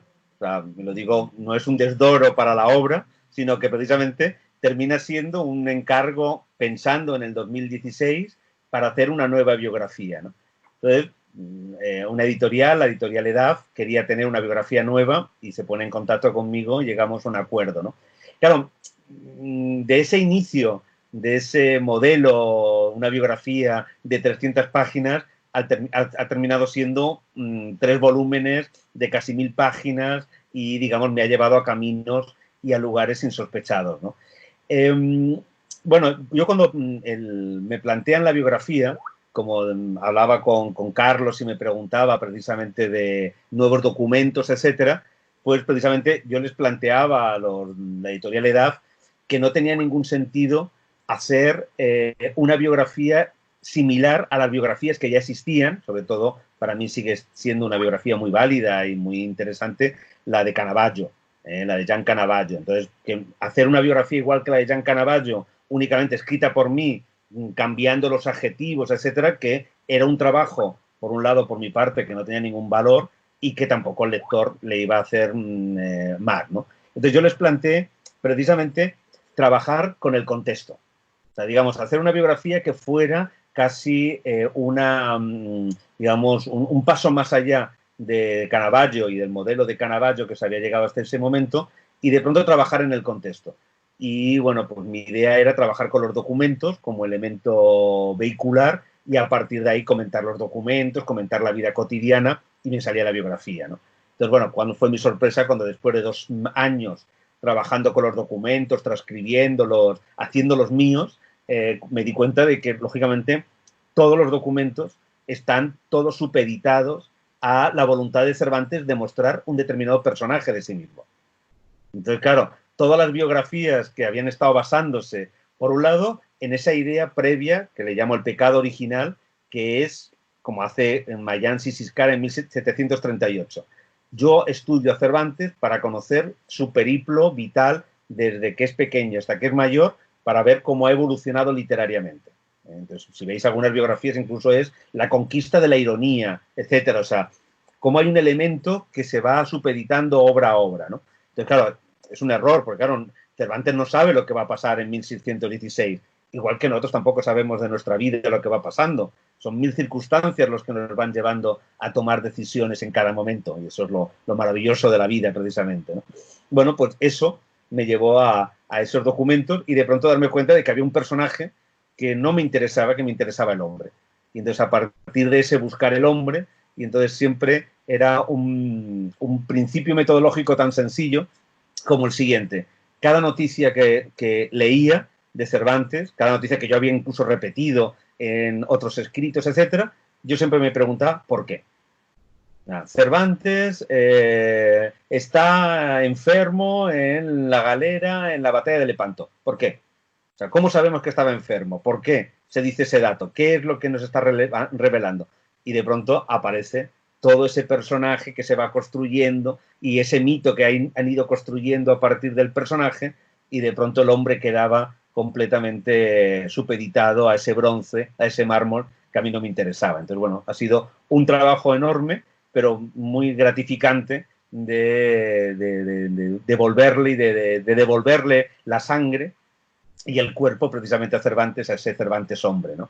Y bueno, por eso también en un momento dado recibió también muchas críticas de muchos también cervantistas que, bueno, pues les ha sentado muy mal ese hombre, de pronto, que porque les gusta más ver la estatua o les gusta mucho más tener la imagen a la que adorar. Y bueno, pues una cosa no quita la otra, que haya habido un hombre, que es algo, lógicamente, que todos podemos, digamos, estar de acuerdo, no quita para que también se haya convertido en un mito. Y Cervantes lo es todo.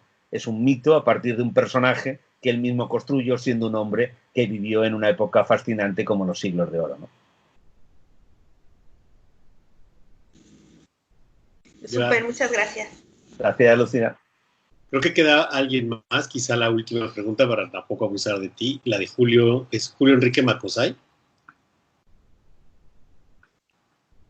¿Julio? Sí, ¿me oyen? Sí, perfecto. Ah, perfecto. Pues muchas gracias. Me has volado la mente con esta conferencia. Yo lo que me he dedicado a hacer es estudiar la materia caballeresca hispánica contemporánea, o sea, lo que se ha hecho en el 20 y 21. Y lo que he notado con estas obras es que más que querer unirse al ciclo o continuar las novelas de caballerías, lo que hacen es dialogar con ellas, criticarlas. Es decir, como ver los tópicos y criticar lo que no les gusta, o darle la vuelta, deconstruirlas, o inclusive modernizarlas. Y mi duda es si las reescrituras del Quijote del siglo XX y XXI hacen lo mismo, o solo utilizan al Quijote como punto de partida para criticar lo que les molesta del mundo real, porque eso lo he notado en algunas que he leído. Claro, sí, el problema del Quijote es que en un momento dado se convierte en un tótem.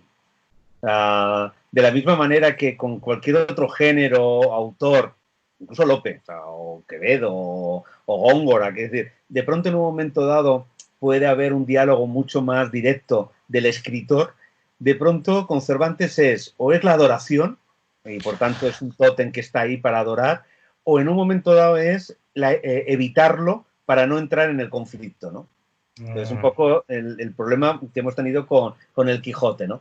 Y eso, por ejemplo, en el siglo XX, o sea, hasta el siglo XX, se veía muy bien en la pintura, ¿no? En la pintura, en los grabados, etcétera, que había como un verdadero diálogo con el texto, incluso con la interpretación, ¿no? Y en el siglo XX, sobre todo eso yo lo veo más en el cine.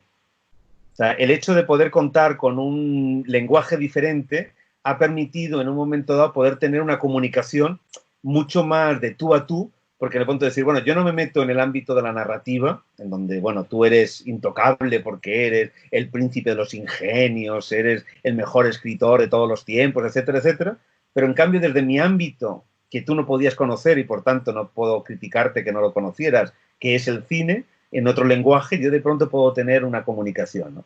Y ahí es donde yo veo, digamos, como una mayor genialidad o un mayor diálogo entre genios, ¿no?